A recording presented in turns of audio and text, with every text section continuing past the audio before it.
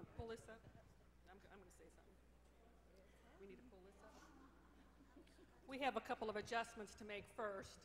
I just wanted to let you know that this wonderful group of people are willing to do whatever their crazy director seems to pull them to. Although we love doing sacred music, and we do it, as you know, is pretty much all year long, there are times when we like to be out of the box a little bit.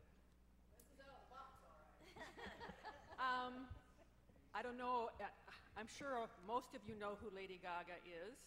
If you've ever heard of an interview of her, she actually has quite a faith background. However, her career probably doesn't really show that too much.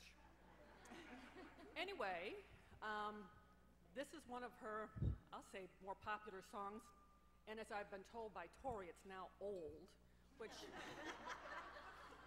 what can I say? We've had this for several years, and we finally just decided we were going to play it no matter what. So this is Just Dance. Hopefully you will get your feet a-tapping. If you want to stand up and dance, you can't sit there still with this song. But it is not a sacred song. That's why we are doing it after the service. Thank you.